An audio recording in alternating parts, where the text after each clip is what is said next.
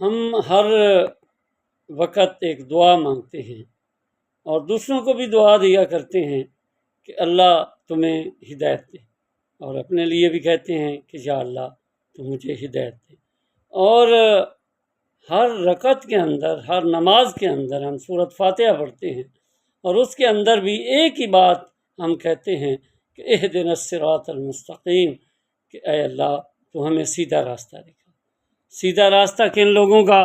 جن لوگوں پر تو نے انعام کیا، اور ان لوگوں کا راستہ نہ دکھا غیر المغضوب، جن کے اوپر تو نے غضب کیا، ولا الضالین، یا جو جان بوجھ کر گمراہ ہو گئے۔ یہ ہم دعا مانگتے ہیں۔ تو اس ہدایت کا سرچشمہ بھی آخر کوئی ہونا چاہیے۔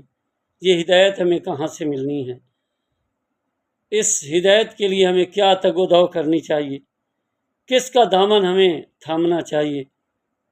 تو اس چیز کی طرف میں آپ کی توجہ دلانا چاہتا ہوں کہ قرآن مجید کے اندر اللہ رب العالمین خود فرماتا ہے کہ بے شک ان ھذا القرآن یہدی للتی ہی اقوم، بے شک یہ قرآن وہ کتاب ہے، وہ چیز میں نے آپ کے لیے بھیجی ہے، وہ راستہ اس کے اندر میں نے بتایا ہے، ہی اقوام، جو سب سے زیادہ قوی اور مضبوط راستہ ہے۔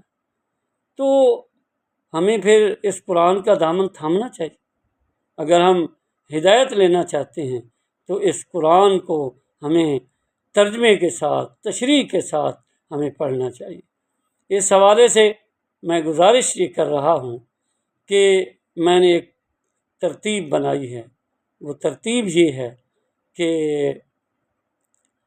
میں صرف اور صرف ٹوٹل 5 منٹ کا قرآن مجید کا ترجمہ پیش کروں گا، اور میں کبھی امید رکھتا ہوں کہ ہم انشاءاللہ یہ قرآن سیکھ بھی جائیں گے، اور 2-3 سپارے صرف پڑھنے کے بعد ہمیں قرآن مجید کا ترجمہ آنا شروع ہو جائے گا۔ اگر آپ اس میں میرا ساتھ دیں تو انشاءاللہ ضرور بہتری آئے گی۔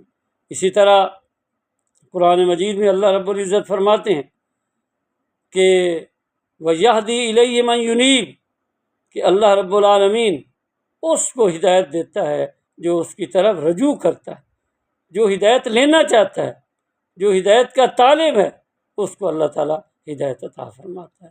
یہ آیت بھی اگر آپ دیکھ لیں کہ یہ کہاں لکھی ہوئی ہے کہ ان ھذا القرآن یہدی للتی